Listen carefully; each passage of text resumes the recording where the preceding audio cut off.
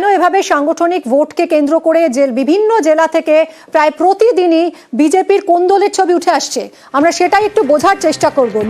নির্বাচন হওয়ার পরপরই দেখা যাচ্ছে পদ্মের কোন্দল কাঁটা, একের পর এক বিবৃতি, পরস্পরের বিরুদ্ধে ক্ষোভ উগরে দিচ্ছেন বিজেপি নেতারা। অভিজিৎ, আমাদের প্রতিনিধির সঙ্গে কথা বলবো। অভিজিৎ, এই যে একের পর এক জেলা থেকে বিজেপির কোন্দলের ছবি উঠে আসছে, কোথাও কি সাংগঠনিক দুর্বলতার জন্যই কি এই কোন্দল কাঁটা মাথাচাড়া দিচ্ছে? আমি দীর্ঘদিন ধরেই এই ধরনের সাংগঠনিক কোন্দল বিজেপির অভ্যন্তরে দেখা গেছে, এবং যেটা দেখা গেছে যে লোকসভা ভোট, বিধানসভা ভোট, বিভিন্ন ভোটগুলোতে বিজেপি সেইভাবে ভোটের হার কিন্তু খুব একটা কমেনি, এবং সেক্ষেত্রে এই দলীয় কোন্দল এবং দলীয় উপদলীয় কোন্দল এটা একটা মুখ্য ব্যাপার হয়ে দাঁড়িয়েছে।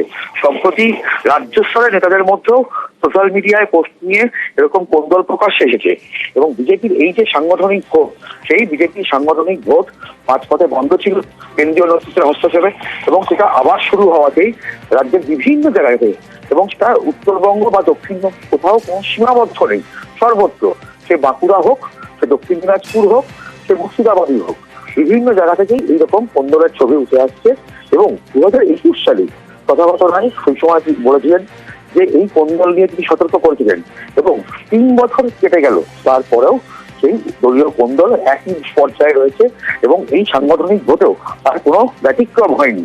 এই সাংগঠনিক ভোটের ক্ষেত্রেও মন্ডল সভাপতি থেকে শুরু করে বিভিন্ন স্তরের যে ভোটাভুটিগুলো হচ্ছে, সেই ভোটাভুটিতে পক্ষপাতিত্ব উপর থেকে চাপিয়ে দেওয়া অথবা নিচে তোলার মতামতকে অগ্রাহ্য করা, এরকম নানা রকম মত উঠে আসছে।